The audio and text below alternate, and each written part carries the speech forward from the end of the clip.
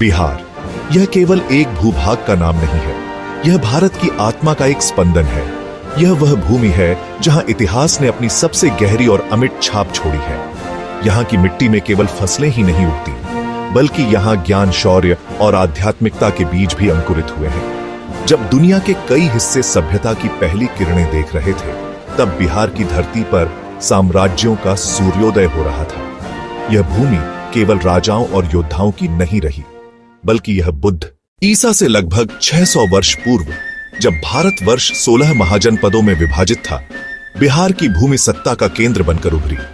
इन महाजनपदों में 3 सबसे शक्तिशाली और महत्वपूर्ण जनपद मगध, वज्रंग। यह वह समय था जब राजनैतिक शक्ति केंद्रीकृत हो रही थी।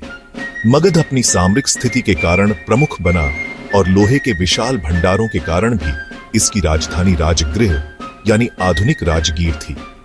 राजगीर 5 पहाड़ियों से घिरी एक अभेद्य नगरी, यह केवल राजधानी नहीं थी, बल्कि राजनैतिक महत्वाकांक्षाओं का धधकता ज्वालामुखी था। महाजनपदों के युग के बाद बिहार की धरती ने एक ऐसे साम्राज्य का उदय देखा जिसने भारत के इतिहास की दिशा हमेशा के लिए बदल दी। यह मौर्य साम्राज्य था, जिसकी स्थापना एक साधारण बालक चंद्रगुप्त मौर्य ने अपने गुरु महान कूटनीतिज्ञ चाणक्य के मार्गदर्शन में की थी। चाणक्य, जिन्हें कौटिल्य के नाम से भी जाना जाता है, तक्षशिला के एक विद्वान आचार्य थे। जब उन्होंने मगध के नंदवंश के शासक के अपमान का प्रतिशोध लेने और एक अखंड भारत का निर्माण करने का संकल्प लिया, तो उन्होंने अपनी इस महत्वाकांक्षी योजना के लिए बिहार की भूमि को ही चुना। चंद्रगुप्त मौर्य ने पाटलिपुत्र यानी आधुनिक पटना को अपनी राजधानी बनाया और यहीं से एक ऐसे विशाल साम्राज्य का संचालन किया, और यह वही नींव थी जिस पर मौर्य साम्राज्य का निर्माण हुआ।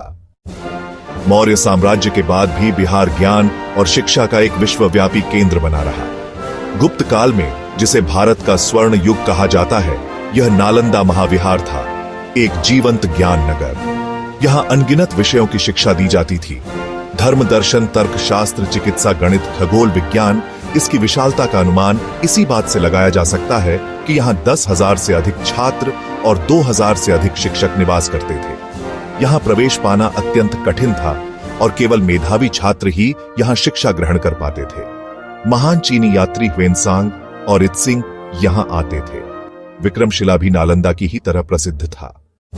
मौर्यों के पतन के बाद गुप्त साम्राज्य के उदय के साथ बिहार एक बार फिर भारतीय राजनीति और संस्कृति के केंद्र में आ गया।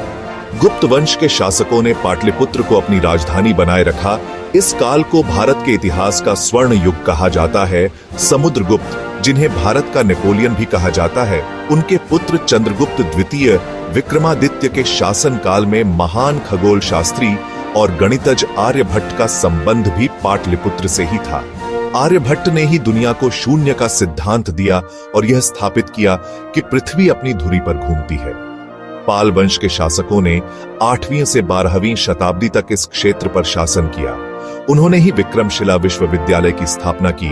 पाल काल की मूर्तिकला, जिसे पाल शैली कहा जाता है, ये सभी उस स्वर्णिम युग की प्रतिध्वनियां हैं जो हमें याद दिलाती हैं कि बिहार ने भारतीय सभ्यता को नेतृत्व प्रदान किया है। पाल वंश के पतन, तुर्की आक्रमणों, बिहार के लिए एक चुनौतीपूर्ण और संघर्षपूर्ण युग का आरंभ हुआ। बख्तियार खिलजी के आक्रमण ने बिहार की सांस्कृतिक और बौद्धिक संरचना पर गहरा आघात किया। नालंदा, विक्रमशिला, हजारों भिक्षुओं और विद्वानों का विनाश। यह केवल इमारतों का विनाश नहीं था, बल्कि यह भारत की ज्ञान परंपरा पर एक क्रूर प्रहार था। इसके बाद बिहार दिल्ली सल्तनत का एक सूबा बनकर रह गया। लेकिन बिहार की आत्मा इतनी कमजोर नहीं थी। यहाँ के लोगों ने अपनी संस्कृति और पहचान को जीवित रखा। 16वीं शताब्दी में शेरशाह सूरी, उन्होंने हुमायूं को हराया और शासन में सुधार किए। उन्होंने ग्रांड ट्रंक रोड का पुनर्निर्माण करवाया और रुपया को स्थापित किया।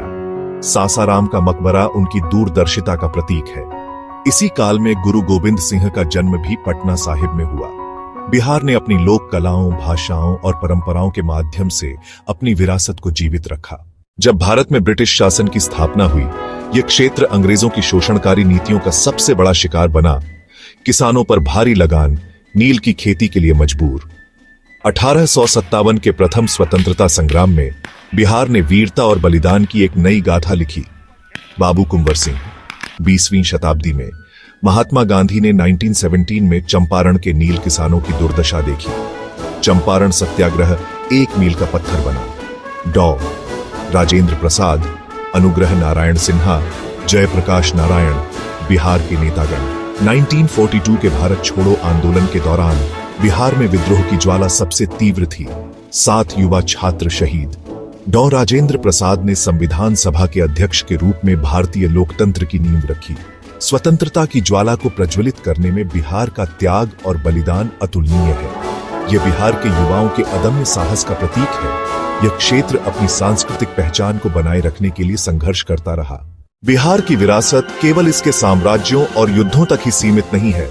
रामधारी सिंह दिनकर, राष्ट्रीय कवि, फणीश्वर नाथ रेणु, मैला आंचल, ग्रामीण बिहार का यथार्थ, मधुबनी या मिथिला चित्रकला अपनी अनूठी शैली और रंगों के लिए प्रसिद्ध, पटना कलम, मंजूषा कला, पारंपरिक लोक कला की विविधता, छठ पूजा सूर्य देव और छठी मैया को समर्पित है, सामा चकेवा, बिहुला विषहरी पूजा, सोनपुर का मेला एशिया का सबसे बड़ा पशु मेला, मैथिली, मगही, भोजपुरी लोकगीतों और कहावतों का विशाल खजाना, ये हमें हमारी जड़ों से जोड़ती है।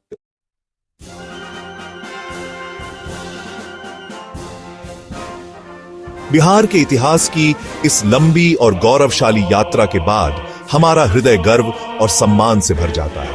यह वह भूमि है जिसने चाणक्य की कूटनीति, अशोक के धम्म, आर्यभट्ट के ज्ञान, बुद्ध, महावीर और गुरु गोविंद सिंह को जन्म दिया। यहां नालंदा और विक्रमशिला जैसे ज्ञान केंद्र थे। हमें शिक्षा, ईमानदारी और कड़ी मेहनत के माध्यम से एक नए बिहार का निर्माण करना होगा। अपनी विरासत का सम्मान करें और इसे सुरक्षित रखें। यह हमारी जिम्मेदारी है। हमारा अतीत हमारा प्रकाश स्तंभ है और इसी प्रकाश में हमें अपने भविष्य का मार्ग बनाना है। अपनी विरासत पर गर्व करें, क्योंकि यही गर्व हमें उस शिखर तक ले जाएगा जिसके हम सच्चे हकदार हैं।